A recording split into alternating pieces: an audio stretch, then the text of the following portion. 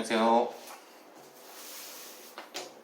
자, 오늘부터 1강 진행하도록 하겠습니다. 1강 제목은 같은 돈 다른 생각이고요.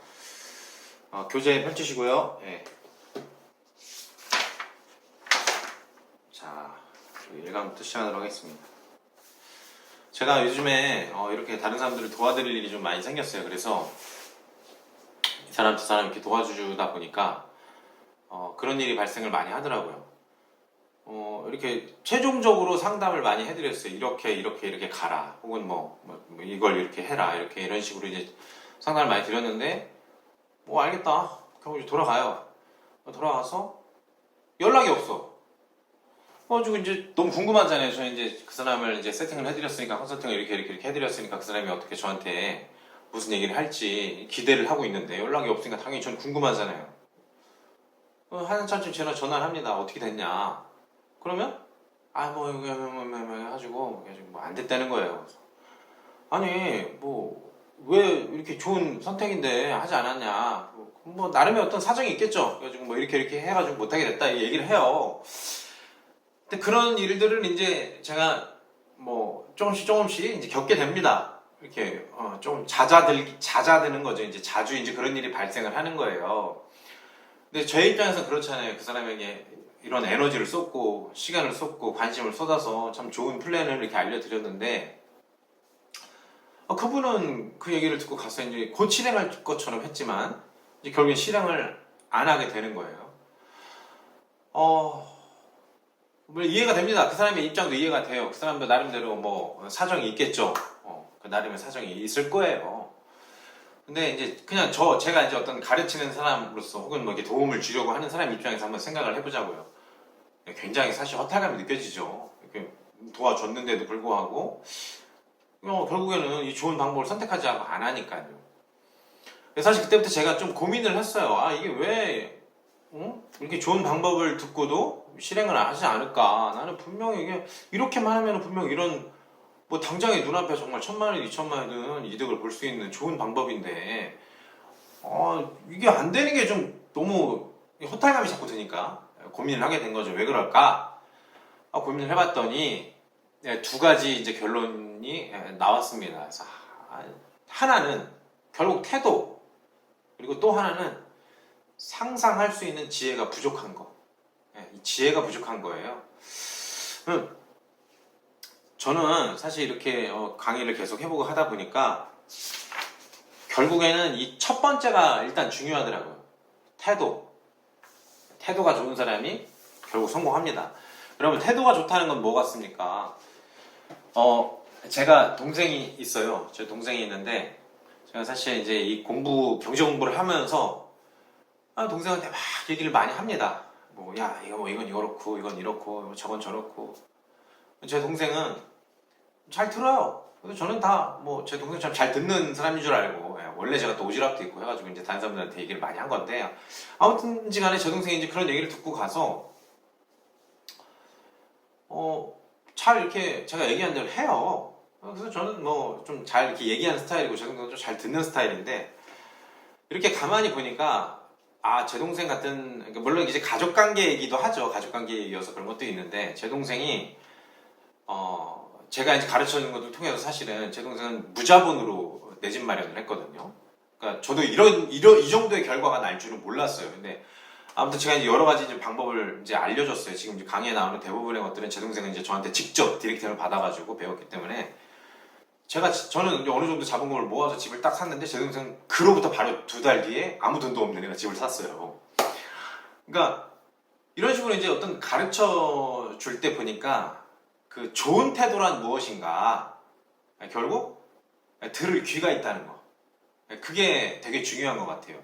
그러니까 내가 좀 부족하고 내가 지금 상황이 이차저차하지만 내가 조금 변화하면 뭔가 좋은 일이 펼쳐질 것이다 라고 생각을 하면 귀가 열려요. 근데 내가 해봤자 무슨 소용이 있겠어, 혹은 내 생각 아니면 안 돼 라고 생각하시는 분들은 대부분 좋은 얘기를 해드려도 귀를 닫으시더라고요. 그러면 좀 성장하기 어려우신 것 같아요. 그래서 일단 첫 번째로 여러분들이 저하고 강의를 들으실 때는 항상 귀를 좀 연다는 마음으로 저한테뿐만 아니라 다른 누군가에도 주변에 어떤 사람이라도 다 배울 게 있거든요. 그 사람들한테 귀를 좀 열어보세요.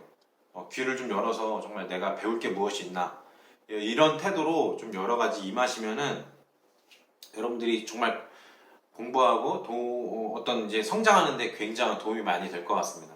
첫 번째는 들을 귀가 좀 차이가 있다 이거고, 두 번째는 지식이에요. 지식이 부족하니까 상상력이 부족한 거거든요. 근데 그 중에서도 돈 지식, 돈에 대한 지식이 좀 다르더라. 사람들이 어떤 사람은 돈을 이렇게 생각하고 어떤 사람은 돈을 이렇게 생각합니다. 그래서 같은 돈을 바라보지만 다른 생각이 있다. 저는 이렇게 생각을 해요. 그 생각이 무엇인가 한번 이야기를 해보겠습니다. 자, 여러분, 미국에 두 가지 발명품이 있어요. 되게 아주 유명한 중국의 발명품은 종이 이렇게 나침반 이런 얘기 하잖아요. 그런 것처럼 미국에서 가장 유명한 발명품은 두 개입니다. 그 중에 첫 번째는 전화기입니다. 전화기. 미국에서 발명한 가장 유명한 발명품 두 가지 중에 첫 번째는 전화기예요. 우리 먼저 전화기 이야기부터 좀 해볼게요. 두 번째 발명품은 여러분이 책을 보셨으니까 눈치를 채셨겠죠. 두 번째 발명품 얘기는 조금 뒤에 하고요. 첫 번째 발명품 얘기, 전화기부터 얘기를 해보겠습니다.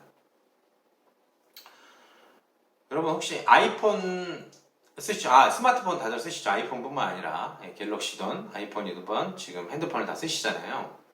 그 아이폰에 있는 통화 버튼 아시죠? 요 버튼을 미국에서 이제 초등학생들 사이에서 설문조사를 했다는 거예요.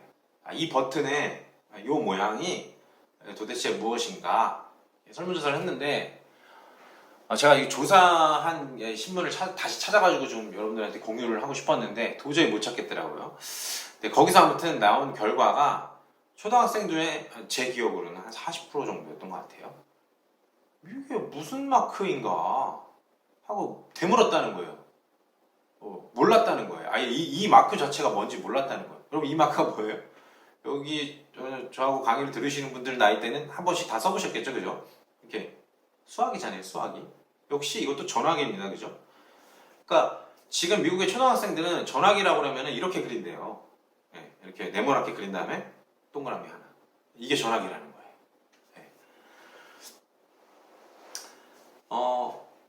스티브 잡스가 한 2007년이었나요? 그때 이제 처음으로 아이폰이라는 거를 이제 PPT를 했죠. 프레젠테이션을 해가지고 개발을 할 때 그 사람이 이렇게 얘기했어요. On iPad. 그 다음 뭐였죠? 영어. 모르겠습니다. 하여튼 iPad, 음악을 들을 수 있는 기기면서 두 번째 전화기, 그 다음 세 번째 혁신적인 통신기기이다. 이렇게 얘기를 했어요. 근데 자리에 앉아있던 관객들이 막 박수를 치는 거예요. 막 박수를 치면서 막 진짜 새로운 발명이다. 그리고 그 사람들이 10년 뒤에 이야기를 막 쓴 거예요. 이때 이제 진짜 새로운 전화기, 정말 뉴 제너레이션 전화기가 태어났다. 새로운 전화기가 태어나서 10년 뒤에는 정말 우리가 모두가 핸드폰을 들고 다니는 시대가 될 것이다. 이러면서 막 기사가 쏟아져 나왔어요. 그때 우리는 어땠죠? 우리는 스마트폰이라고 그러면 이제 밑에 자판기 있는 거, 이런 거 쓰면서 이런 것만 써도 뭐야? 막 이랬죠. 전화기라고 그럴 때 미국에서는 두 세대로 나뉘어요. 하나는 옛날 이 수화기 전화기 드는 전화기를 전화기라고 이해하는 사람이 있고, 이제 아이폰 이후에 스마트폰 세대를 전화기라고 이해하는 사람이 있어요. 여러분, 이 두 사람이 만약에 이 두 세대 간의 사람이 만나서 대화를 하면 이게 대화가 될까요? 이 전화기 들어가지고 이렇게 버튼씩 눌러가지고 하는 분들이나 혹은 이게 다이얼 돌려서 하던 세대의 분들과 스마트폰 쓰는 세대와의 대화가 될까? 그럼 더 나아가서 그러면 아이폰 3, 아이폰 4 이 정도 쓰던 분들 세대와 만약에 지금 아이폰 12 이런 쓰는 사람들이 만약 대화를 한다. 그리고 또 하나, 같은 아이폰을 쓰지만 전문가 측에서 쓰는 사람들과 또 일반 사용자들이 쓰는 사람들이 대화를 할 때 대화가 될까요? 예, 대화가 좀 잘 안 되겠죠, 그죠? 서로 이해하는 전화기의 범위가 다르기 때문이에요. 그럼 같은 이치예요. 발명품은요, 이 버전에 따른 변화가 있어요. 이 변화가 조금씩 일어나거든요.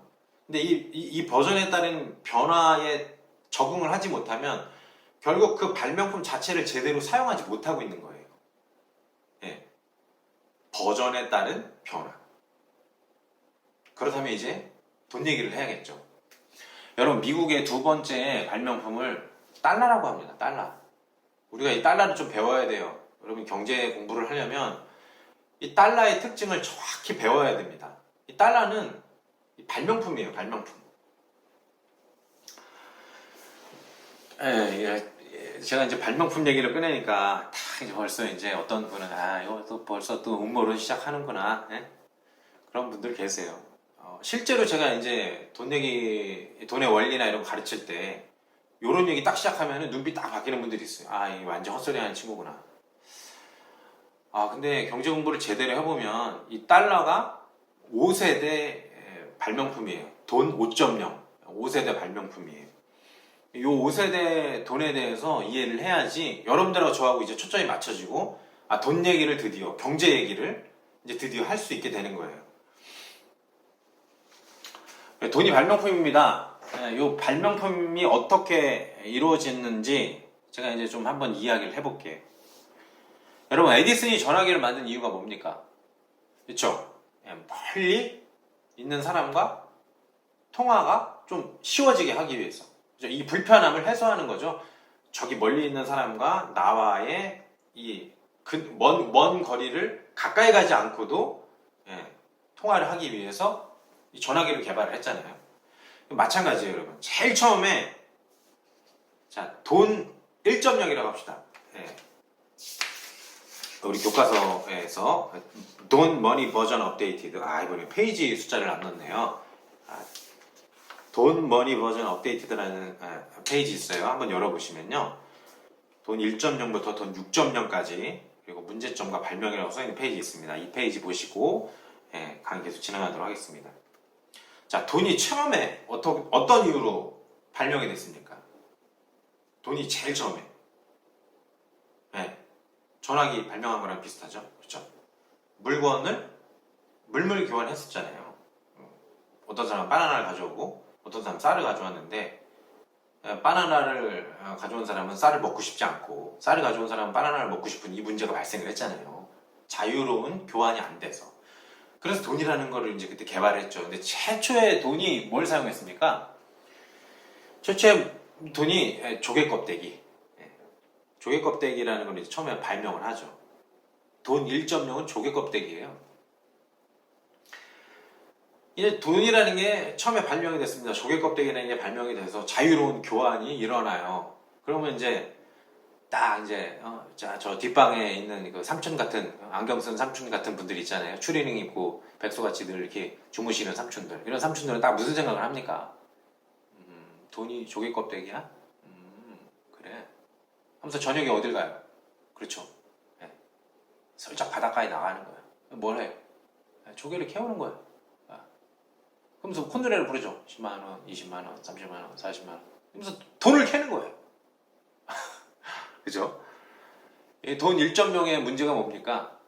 조개 껍데기라는 돈의 문제는요, 위조 지폐, 위조가 너무 쉽다는 거예요.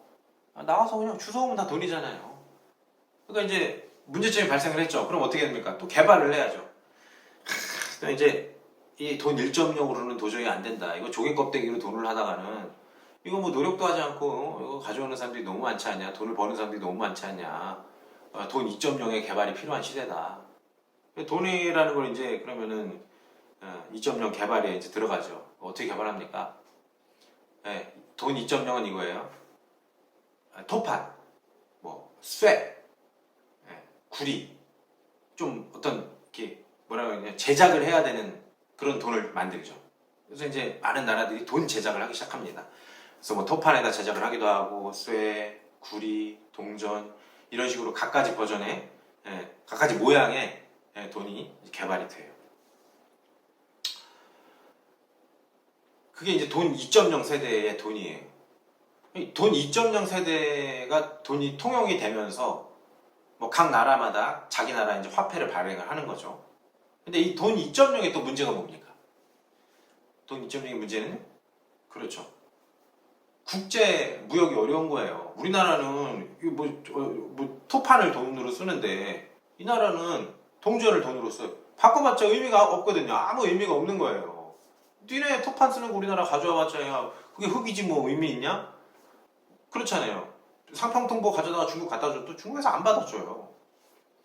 그러니까 이제 드디어 이제 국제 무역이 불편하니까 다시 이제 또 돈이 생기는 거예요. 뭐로 돈이 이게 가려집니까? 돈 2.0 시대가 지나고 돈 3.0 시대가 찾아옵니다. 바로 금과 은이에요. 국제 표준이에요. 금과 은으로 세계 무역이 시작되는 거예요. 아, 얼마나 좋습니까? 이제 전 세계가 금과 은만 있으면 거래가 막 되는 거예요. 근데 이제 금과 은으로 또 돈을 세다가 보니까 이제 국제적으로 경제가 발전하게 되고 경제가 발전하게 되니까 돈을 지불해야 되는 범위가 커지기 시작하죠, 그죠? 그럼 금을 그죠? 막 금을 막 이만큼씩 막 주고 막 물건을 사와야 되는 일이 벌어지는 거예요.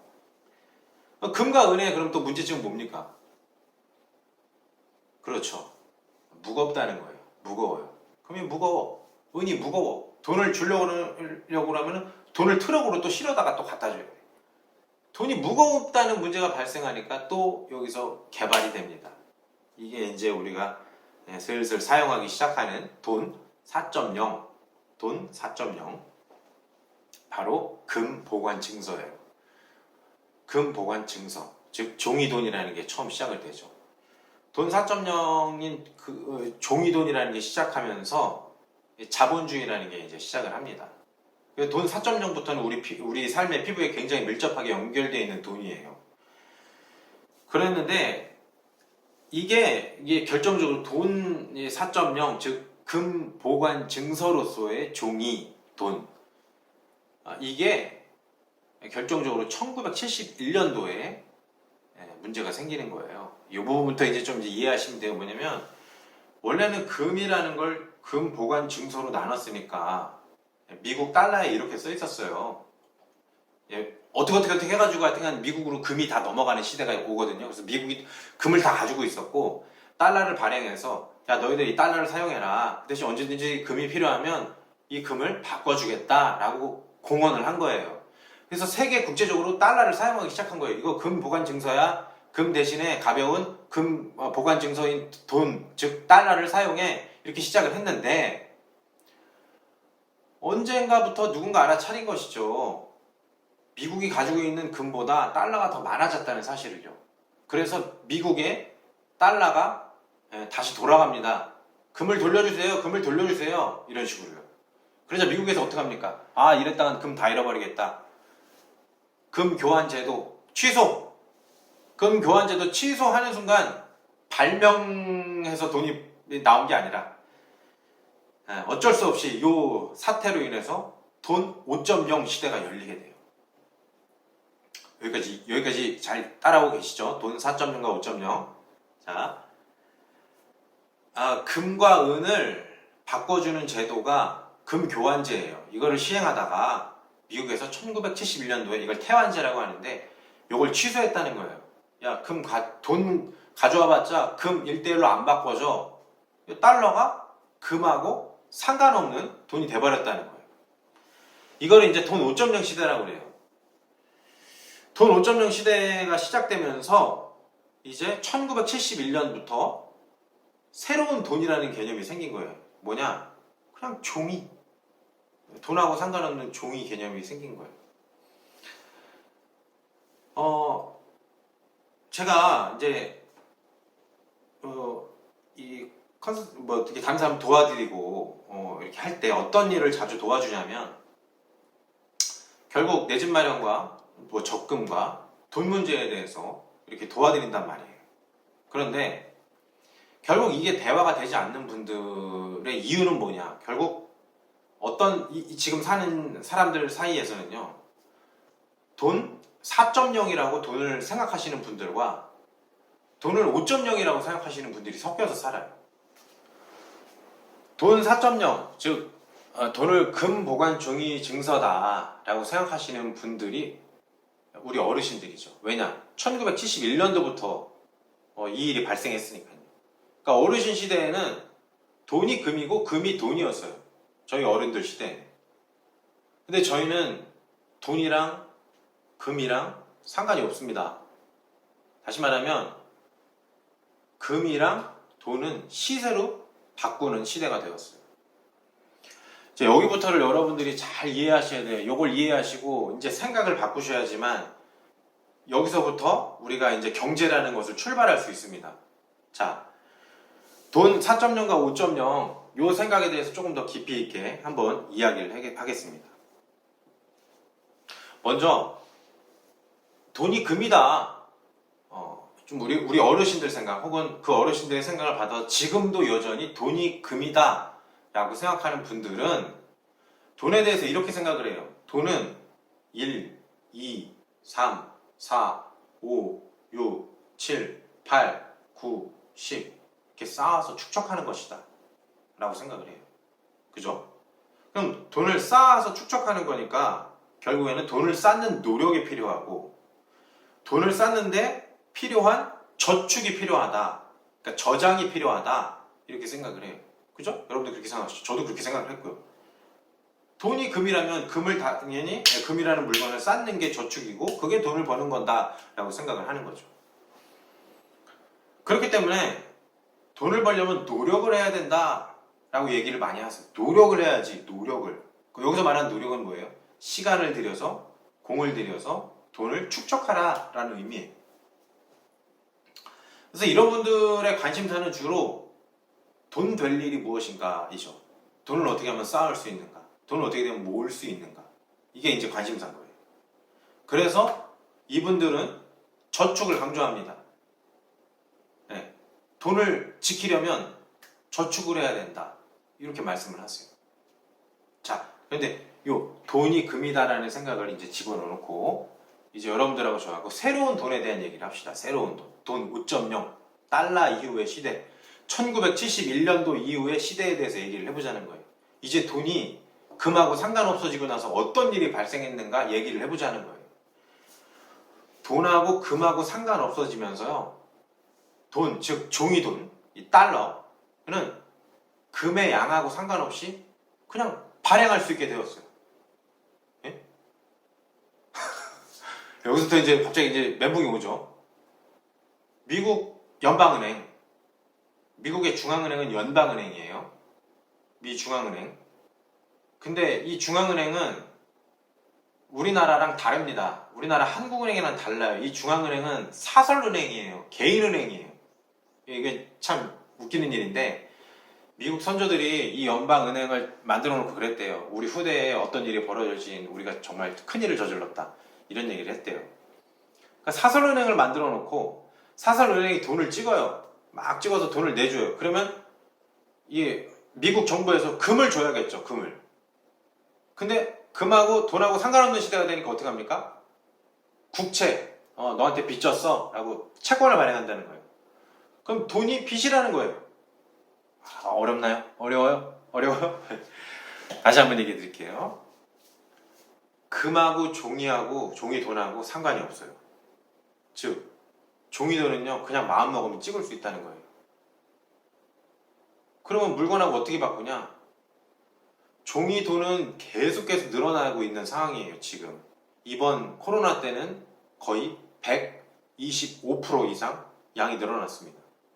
금은 그대로 있어요. 금의 양은 한계가 있죠. 금에 만약에 100g이 있고 돈이 100장 있다. 그럼 1달러가 1금이에요. 이건 항상 일치한단 말이에요. 이 돈의 4.0 시대에는 그랬어요. 근데 돈의 5.0 시대에는요. 돈하고 금하고 상관이 없으니까 종이돈을 계속 발행한단 말이에요. 계속 종이돈을 찍어내는 거예요.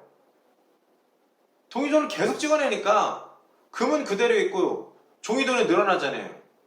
그러면 이게 비율이 맞아야 되니까 금값이 계속 올라가는 거예요. 실제로는 금값이 올라가는 게 아니라 금은 그대로 있는데 금을 바꿀 종이돈의 양은 더 많이 달라라는 뜻이 돼버렸다는 거예요. 이걸 인플레이션이라고 하죠. 그러니까 이제 종이 돈을 5.0, 달러를 정확히 이해하는 사람은요, 이제 생각을 바꿔야 되는 거예요. 아, 시세가 계속 올라가는구나. 그러면 시세를 알아야겠구나. 그죠? 여러분 물건을 사더라도 마트에 어디 가서 사느냐에 따라 시세가 달라요. 여기는 종이돈 5장 달라는 걸 여기는 종이돈 4장 달라는 거예요. 그죠? 같은 물건인데. 그리고 또 하나, 물건의 가격이 계속 올라가잖아요. 그러면 쌀 때 빨리 사는 거예요. 지금 뭐든지 지금이 제일 싼 거예요. 종이돈 5.0 달러로 생각하는 분들은 어떤 물건이건 지금이 제일 싸다는 걸 알아요.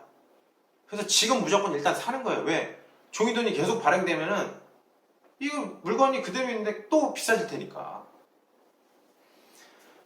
그러다 보니까 이제 종이돈 5.0 달러를 이해하신 분들은 이제 생각이 달라지는 거예요. 아, 중요한 건, 그렇죠. 중요한 건 이율, 이자율이구나.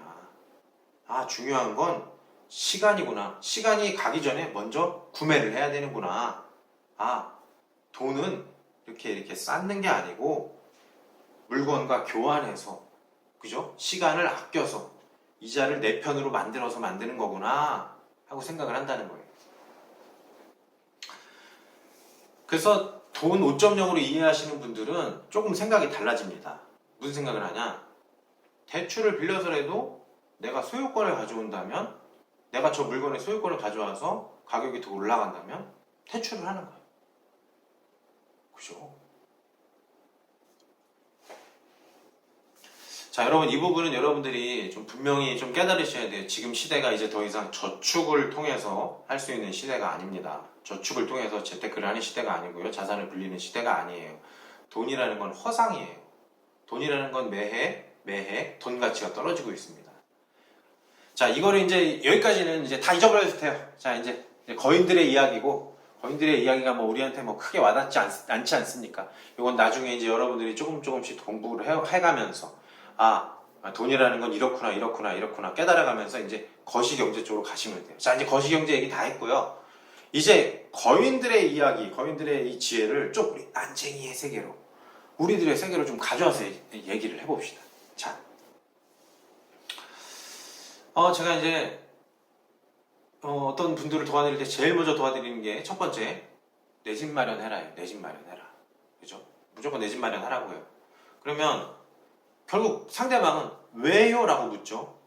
그리고 그 왜요? 라고 물을 때는 이 앞서 말씀드린 개념, 즉 어떤 물건을 사면 그 물건 값이 계속 올라간다는 것을 다시 설명을 해야 돼요. 그죠? 그럼 이제 설명이 됐다 치고 이 사람이 돈 5.0도 이해를 한다 치고, 그럼 그게 우리 실생활에 어떻게 도움이 되느냐, 왜 집을 사야 되느냐 라고 물어보신다면, 자, 이제 저하고 여러분들의 수준에서 흑수저들이 직접 빨리 적용해야 될 것을 한번 얘기를 해볼게요. 자, 아까도 말했지만 이제 돈의 양은 계속 늘어납니다. 그리고 물건이라는 재화는 그대로 있어요. 물건이라는 재화는 그대로 있고 돈이 늘어나니까 물건 값이 계속 늘어나죠. 그럼 이걸 다시 얘기하면 1달러당 1달러당 실질 구매율. 어려운 말 또 자꾸 하네. 어려운 말 자꾸 하면 안 되는데. 자, 여러분 뉴스를요, 연말에 한번 뉴스를 보세요. 그럼요, 연말에 뉴스에 늘 이런 말이 나와요. 여러분들이 신경 잘 안 쓰는 말인데 잘 들으셔야 돼요. 뭐냐면 올해 물가 상승률은 2.0에서 2.5%입니다. 이런 말이 자주 나옵니다. 요게 되게 중요한 말이에요. 물가 상승률. 물가 상승률 뭐예요? 실질 구매력이라고 하거든요. 그러니까 100만 원을 가지고 있었으면 올해 100만 원어치 물건을 살 게 내년에는 여러분들 98만 원어치까지 못 산다. 혹은 102만 원이 있어야 같은 물건을 산다는 말이에요. 이해되셨습니까? 같은 돈으로는 98%밖에 물건을 못 사고 100%의 물건을 사려면 102.7%의 돈이 더 있어야 된다는 거예요. 띠로리. 물가 상승률, 요걸 먼저 이해하셔야 돼요. 자, 매년 뉴스를 보면 얼마라고요? 2%에서 2.7%. 2%에서 2.7% 매년 나는 돈을 그대로 가지고 있는데, 나는 만약에 1,000만 원을 가지고 있다 칩시다. 나는 아무것도 한 게 없어. 나는 저축만 해놨어. 난 돈의 4.0 시대로 생각했기 때문에 돈을 그냥 저금을 해놓은 것 뿐인데, 1년이 지나니까 뉴스에 나오는 거예요. 여러분, 물가 상승률이 2점 몇 프로입니다. 이거를 해석하면요. 여러분이 1,000만 원 돈을 넣어놨지만 0.02% 돈 가치가 떨어졌습니다. 라고 발표를 해주는 거예요. 에? 그죠? 예. 그러니까 이제 금으로 돈을 생각하고 저장을 해놨는데 금이 아니고 여러분들 그냥 종이는요. 물건으로 빨리 바꾸셔야 돼요. 안 바꾸면요. 0.02% 가치가 떨어집니다. 매해요. 자, 물가 상승률 이해되셨어요? 물가 상승률이 이제 여러분들의 삶에서 꼭 기준이 되셔야 돼요. 0.02% 마이너스. 매해 이런 일이 벌어집니다. 내가 1,000만 원을 가지고 있다. 그럼 내년에는 98%. 그 이후에는 98%의 0.2%이기 때문에 3점 몇 프로가 더 깎여요. 95%가 됩니다. 그러니까 매해 돈이 기하급수적으로 여러분들 실질 구매력, 여러분들 돈 그냥 가지고 있는 적금으로는 매해 살 수 있는 물건이 점점 더 줄어들 수밖에 없는 상황이에요. 필연적인 상황이에요. 이 돈 5.0의 문제입니다. 돈 가치를 지켜주지 못해. 종이돈을 계속 찍어내니까 돈 가치를 지켜주지 못하는 거예요. 자, 그럼 물가 상승률이 항상 여러분들에게 기준이 되셔야 돼요. 항상 2.7% 돈 가치가 깎이니까 2.7%보다는 여러분들이 더 벌어야지만 그 돈이 그냥 지켜지는 거예요. 이걸 실생활에 그대로 적용을 해보자고요. 제가 몇 년 전에도 제 아는 선배인데 3억 한 5천 정도 전세를 사시더라고요. 저는 그때 뭐 1억도 안 되는 돈을 가지고 있었어요. 만나자마자 너무 가까운 선배니까 너무 가까운 선배였어요. 제가 막 열변을 토했어요. 집 사셔야 된다. 집 사셔야 된다. 3억 5천이면 60% 끌어당겨도 7, 8억 최소한도 7, 8억 혹은 10억짜리 집도 살 수 있는데 빨리 사야 된다. 근데 그분이 그때 저한테 뭐라 그랬을까요? 내년 5월이면 집값 떨어진대. 이렇게 대답을 했어요. 여러분 그때 7억 8억이었던 건물들 지금 다 15억 이상 나갑니다. 이거 뭐 돈 벌었다는 얘기 하는 게 아니에요, 여러분. 이 경제 원리에서는 그 물건 값은 계속 올라가게 돼 있어요. 적금을 넣었으면요, 이제 물건을 기회비용으로서도 손해고요. 적금을 넣어놨음으로써도 손해예요. 왜냐면요, 자, 물건을 안 산 거에 대한 손해, 이거는 이제 또 지나가 봅시다. 그러면 이제 이 3억 5천을 가지고 전세를 넣어놨거나 혹은 적금을 넣었겠죠. 여러분 전세는 제가 봤을 때는 전세는 정말 이건 제가 개인적으로 경제적인 어떤 관점에서 얘기를 드린 겁니다. 어쩔 수 없이 지금 전세를 지금 선택하신 분들도 있고 여러 가지 이유로 하게 된 거예요. 전세는 이 자본주의 돈 5.0 시대에서 봤을 때는 하지 말아야 될 행동이세요. 왜냐면요, 지금 여러분 전세차 임대차 보호법이 2년에서 4년으로 확정됐죠. 그럼 이제 자기가 뭐 3억 5천 정도를 모았기 때문에 이 3억 5천을 지키기 위해서 4년을 3억 5천을 들고 산다, 이렇게 하실 거예요. 그럼 3억 5천 동안 여러분은 기회비용과 돈 가치의 비용 두 가지를 손실을 봐요. 3억 5천이라는 돈은 4년 뒤에 몇 프로가 됩니까? 0.02, 0.02, 0.02, 0.02. 한 3억 정도의 돈이 되겠네요. 그럼 그때 되면 아파트 값이나 물건 값들은 전부 4년 뒤에는 또 올라가 있겠죠. 그러면 이렇게 물가 상승률만큼 올라가고 돈 가치 하락만큼 이렇게 두 방향으로, 그렇죠? 이해되시죠? 돈을 그냥 적금에 넣어놓는다는 거는 단순하게 그냥 돈이 지켜지는 게 아니에요. 이렇게 물가는 올라가고 자기 돈 가치는 떨어지는 이중의 손해를 보는 거예요. 그래서 저는 전세를 살지 않기를 얘기를 드립니다. 그렇지만 역시나 돈 4.0으로 이해하시는 분들은 저한테 이렇게 얘기를 하죠. 아니다, 나는 전세에 넣기 때문에 돈을 지키고 있는 거다. 그럼 이제 더 이상 대화가 안 되는 겁니다. 왜? 그분은 전화기를 전화기라 생각하시고 저는 전화기를 스마트폰이라 생각하니까 둘이 대화가 안 되는 거죠. 그죠? 여러분도 돈의 5.0 세대로 오셔야 돼요. 돈 5.0 세대로 오시면 이제 이해가 되는 거예요. 물가 상승률 2.0, 2.7로 봤을 때 돈을 그대로 놓으면 2.7씩, 2.7씩, 2.7씩 그 돈 가치가 떨어지는 거구나. 그럼 어떻게 해야 되나? 그죠? 어떻게 해야 되나? 그럼 당장 지금 3억 5천이 아니라 3,500을 가지고 있으면 그러면 어떻게 할 것이냐? 이렇게 저한테 물어보실 거 아니에요. 그러면 이제 이렇게 3,500 정도 소액을 가지고 있으면 대부분 이렇게 행동을 하시죠. 적금을 넣는단 말이에요. 그럼 여러분 다시 한번 물어볼게요. 여러분 적금은 과연 이득일까요?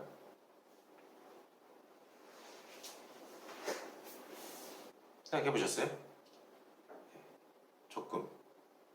요즘 이자율이 얼마나 됩니까? 제가 이 강의를 준비하면서 어제 이자율이 간판이 걸려있는 은행의 간판을 찍어왔습니다. 이렇게. 이렇게 나와요.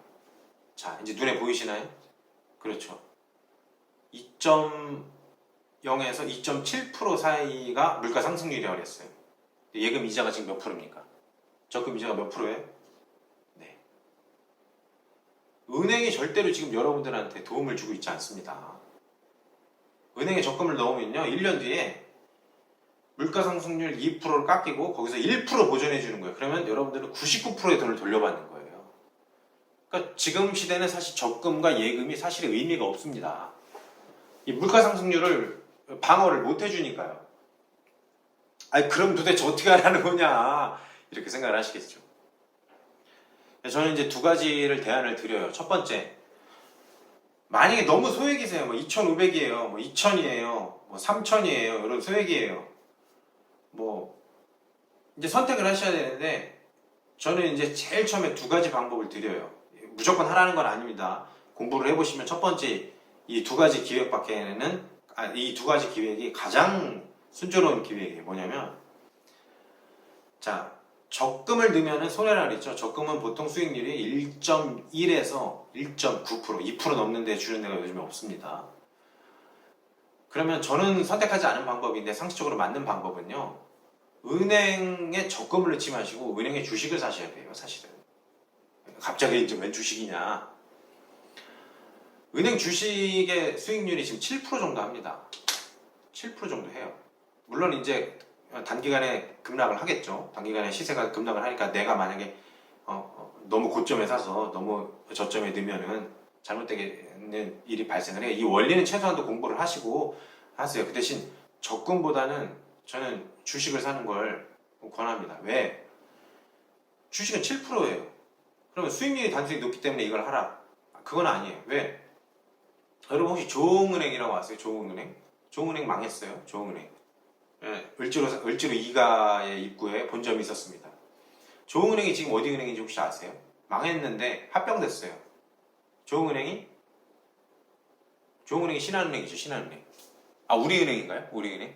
아무튼 우리은행이든 신한은행이든 은행은요. 결론적으로 은행은 망하기가 참 어려운 구조예요. 은행은 누군가 합병을 해간단 말이죠. 그러니까 여러분들이 적금할 자신이 있어요. 그럼 저축은행 같은 데도 어떤 분들은 막 7%, 5% 준다고 적금 넣어버린단 말이에요. 저축은행 예전에 예금자보호법 나오기 전에 망해가지고 많이 돈 잃어버렸죠. 그러니까 내가 돈을 맡긴 기관이 안전한가 라고 봤을 땐 은행은 굉장히 안전한 기관이에요. 근데 은행에 적금은 1%를 주는데 내가 돈을 맡겼는데도 겨우 1%를 주는데 주식은 은행을 운영하는 운영권을 사는 거거든요. 그 운영권을 산 사람한테는 배당을 7% 준다는 거예요. 은행 주식들, 우리나라 은행 주식들 대부분 누가 가지고 있습니까? 외국인 투자자들이 가지고 있어요. 자, 좀 이렇게 어려운 얘기 잠깐 갔는데요. 아무튼 간에 목돈을 여러분들 모으고 싶다. 그럼 차라리 저는 주식을 넣으라고 얘기를 합니다. 이것도 역시 공부해보고 하세요. 그 다음에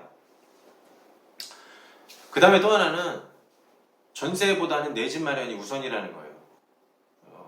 여기 계신 분들 중에 이제 총각분이 계시고 싱글인 분이 계시고 가족인 분이 계실 거예요. 이 둘의 이제 포트폴리오는 좀 다릅니다. 조금 달라요. 여러분들이 싱글이신 분들은 뭐 전세 살면서 월세 살면서 투자용 집을 먼저 구매하시는 게 더 지혜로운 방법이에요. 왜냐?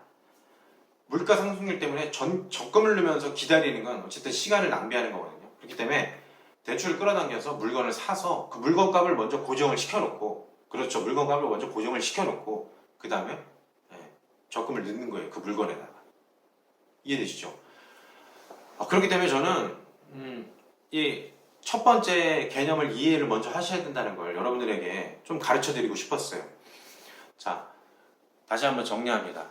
돈이 발명품입니다. 발명품은 발명이 이루어질 때마다 그 발명이 이루어질 때마다의 특징을 적응하지 못하면은 여러분 엄청나게 도태됩니다. 지금은 돈 5.0 시대입니다. 다섯 번째. 그리고 돈 4.0 시대인 사람들과 섞여서 살고 있어요. 여러분들이 지금 제일 먼저 선택해야 될 생각은 뭐냐면 돈이 금이 아니라 종이라는 사실을 받아들여야 돼요. 그리고 이 돈은 매년 2% 혹은 2.7% 정도 돈 가치가 깎이고 있다라는 걸 공부해야 됩니다. 그걸 받아들여야 돼요. 그리고 물건값은 매년 최소한도 2%에서 2.7%. 그게 뭐 여러분 양파, 감자 이런 것뿐만 먹는 소비재들뿐만 아니라 이런 부동산, 주식 할 거 없이 원유, 기름, 뭐 금, 은 할 거 없이 살 수 있는 물건이라면 모든 것들은 다 물건값이 올라가고 있어요. 그걸 받아들이셔야 돼요. 그래야지 교환이나 투자나 내 집 마련이나 이 모든 것들을 생각하실 수 있는 근거가 됩니다. 여러분 어느 정도 이제 공부가 좀 되셨나요? 첫 번째 강의는 같은 돈을 바라보고 다른 생각을 하는 사람들의 이야기였습니다. 여러분들은 지금 이 돈을 바라보면서 어떻게 생각하세요? 예, 돈 4.0으로 생각하신 분들이 꽤 많으실 거예요. 그리고 돈 5.0 이제 생각을 시작하신 분들이 계실 거고요. 돈 5.0으로 생각을 가기 위해서는요, 첫 번째 돈을요 일단 모으셔야 돼요. 근데 이 어느 정도 돈이 뭐 2천이든 3천이든 그게 얼마라고 말할 수는 없지만 대부분 투자자들은 3천에서 5천 정도를 말씀을 드리거든요. 어쨌든 이 돈이 조금이라도 모이기 시작하면 이 돈으로 교환을 통해서 돈을 벌 생각을 하셔야 돼요. 네, 사업도 마찬가지예요. 투자도 마찬가지고요. 이 모든 것들이 교환으로 일어납니다. 교환으로. 그런데 이 돈을 축척을 통해서 돈을 모으겠다. 네, 그거는 지금 시대의 돈과는 맞지 않는 생각입니다. 그래서 여러분들이 어떻게 하면 교환할 수 있을까? 어떻게 하면 돈 5.0 시대의 생각에 맞춰 내 자산을 불릴 수 있을까? 이걸 조금씩 공부해 가셔야 돼요. 그리고 이제부터는 어떤 책을 보시든지 또 어떤 강사를 보시든지 이 지점에 대한 생각을 하시고 바라보셔야 이해가 됩니다. 그렇게 바라보시기에 이해를 하셨으면 좋겠고요. 마지막으로 강사와 초점 맞추기입니다. 제가 계속적으로 이제 강의를 드리면서 이야기를 계속 드리는 건 이제 지금 정보가 너무 많아요. 여러분들이 받아들여야 할 정보가 너무 많습니다. 인터넷에는 정말 많은 정보들이 많이 있고요. 첫 번째는 여러분들의 삶을 먼저 분석하세요. 뭐냐면 저 같은 경우에는 흙수저에 있습니다. 흙수저. 그러니까 모은 돈이 전혀 없는 상황에서 빨리 돈을 모아야 되고 돈을 모아서 그 돈으로 자산을 불려야 되고 또 그리고 저는 4인 가족이기 때문에 저희 가족들이 머물러야 되는 어떤 집과 상황이 필요하고 그런 각자의 입장이 있단 말이에요.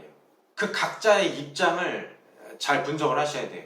제 강의를 듣는 분들 중에 좀 싱글이신 분들은 조금 더 공격적으로 투자를 하세요. 공격적으로 투자를 하라는 건 대출도 막 더 끌어당길 생각을 준비하시고 좀 더 투자에 있어서 공격적인 대출을 하고 공격적인 매입을 해서 시간을 좀 아끼는 방식으로 좀 준비를 해서 가셔야 되는 거고요. 그렇다면 제 얘기가 크게 와닿지가 않을 거고 좀 더 그런 분들의 이야기를 좀 더 많이 참고를 해서 어떻게 하면 좀 더 공격적으로 투자할 수 있을까.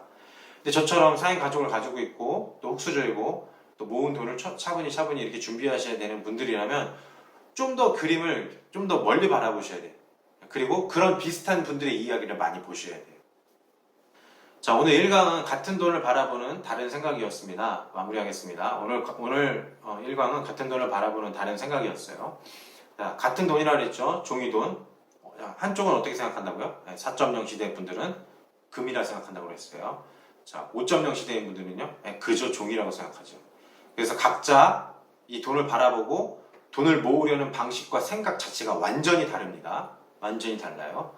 우리는 흙수저였기 때문에 이 돈 4.0, 돈을 금으로 바라보던 시대 사람들이었는데 이제 여기서 돈 5.0, 즉 돈은 그저 종이구나. 이 종이가 늘어나려면 어떻게 해야 되는가 하고 생각을 바꾸셔야 된다 말씀드렸습니다. 자, 그리고 그럼 마지막 돈 6.0이 무엇인가 설명을 드리고 강의 마치도록 하겠습니다. 돈 6.0은 비트코인입니다. 암호화폐이죠. 여러분 암호화폐에 대해서 궁금해하시는 분들이 참 많습니다. 이것도 역시 저 강사 개인의 입장이기 때문에 참고만 하시고요. 여러분들이 필요하시다면 조금 더 공부를 하시기 바랍니다. 저는 이렇게 분석을 합니다. 암호화폐는 21세기 교체될 화폐인 건 맞습니다. 지금 영국에서도 영국 국립은행에서 암호화폐 방식의 화폐를 도입하겠다 발표를 해왔고요.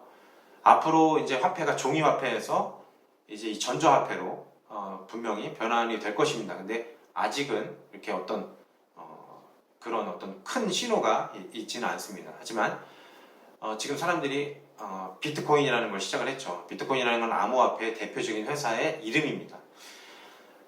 이 비트코인은 지금 현재 사설 기업들이 발행을 하고 있어요.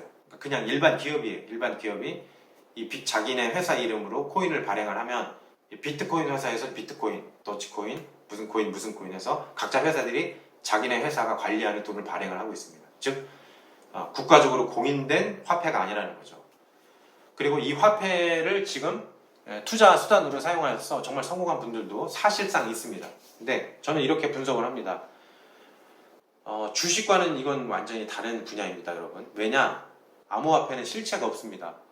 암호화폐는 실체가 없어요. 돈이 오르고 내리는 데에는 여러 가지 작용들이 있는데, 여러 가지 기재 이유가 있는데요. 그 중에 가장 큰 이유 중에 하나가 기대와 두려움입니다.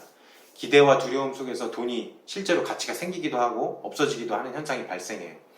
지금 암호화폐는 데이터가 없습니다. 그렇죠? 사설 기업이 만든 화폐이고요. 그리고 이 기업이 어떤 재무제표를 가지고 어떻게 활동하는가 하고 상관없는 그런 재화입니다. 지금 암호화폐가 50% 이상 하락을 했죠. 지금 제 주변에도 엄청나게 손해를 보신 분들이 생기고, 저는 개인적으로 하지 말라고 합니다. 이 비트코인을 비롯한 여러 가지 화폐의 시세가 움직이는 데이터를 알 수가 없어요. 여러분 나중에 제가 이제 투자에 대해서 가르쳐 드리겠지만, 주식이든 부동산이든 이게 투자를 했을 때 그 시세가 움직이는 원리가 존재하고, 그 원리에 대한 어떤 공식 자료가 다 배포가 됩니다. 우리가 뭐 은밀한 자료를 받아가지고 투자를 하는 게 아니에요. 주식이든 부동산이든 뭐 현물 투자든 여러 가지든 다 그 자료들이 분명히 존재를 합니다. 근데 비트코인은 사실상 그 자료가 존재하지 않아요. 왜요? 사람들의 기대와 두려움 사이에서 움직이는 시세이거든요. 지금 사람들이 두려움이 많이 작동했습니다. 심지어 일론 머스크라는 사람이 지금 암호화폐를 좀 건드렸죠. 그죠? 사실상 다 이야기가 나온 거고, 그리고 그걸 보다 못한 마이크로소프트의 회장이 저격을 했습니다. 암호화폐 사지 말라. 저와 여러분들 같은 경우에는 돈이 많이 없기 때문에 어디서 돈 벌렸다 하는 소리가 들리면 많이 혹하실 거예요. 저도 그렇고 여러분들도 마음에도 빨리 돈을 벌고 싶은 마음 때문이죠. 그런데 여러분 기억하셔야 돼요. 근거와 데이터가 없이 버는 돈들은 두 번, 세 번 같은 방식으로 일어나지 않습니다. 이 암호화폐로 주변에 제가 손해본 분들이 너무 많아서 돈 6.0에 대한 이야기를 하면서 동시에 돈 6.0, 즉 비트코인 암호화폐에 투자하는 것에 대해서 정확하게 말씀드립니다. 저는 앞으로 이 강의를 통해서도 비트코인에 대해서 가르쳐드릴 강의 자리도 없고요. 그리고 비트코인은 투자하지 말라고 저는 권유를 해드릴 테니까 앞으로 투자 공부를 하면서도 질문 받지 않고, 암호화폐와 비트코인 질문 받지 않고요. 그 이상에 대해서도 답변 드리지 않도록 하겠습니다. 자, 오늘 강의 여기까지고요. 강의 들으시고 나서 적용해야 될 것 곧 적용해 보시면 좋겠습니다. 첫 번째, 전세금. 이걸 어떻게 과연 바꿀 것인가. 그리고 두 번째, 그리고 만약에 적금을 낸다면 주식 투자를 해야 되는데, 그럼 난 주식 투자가 맞을 것인가. 이 두 가지에 대해서 오늘 결론을 드렸고요. 그리고 정확히 기억해야 될 숫자 2.0과 2.7% 뭐라고요? 이렇게 꼭 기억을 해주시고 1강 다시 한번 복습해 가시면서 도대체 돈의 4.0과 5.0의 차이가 무엇인가? 나는 돈의 4.0으로 생각하고 있었는가? 5.0으로 생각하고 있었는가? 구분해 가시면서 오늘 복습하시면 좋을 것 같습니다. 오늘 강의는 여기까지입니다. 고마워서 들어주셔서 감사합니다.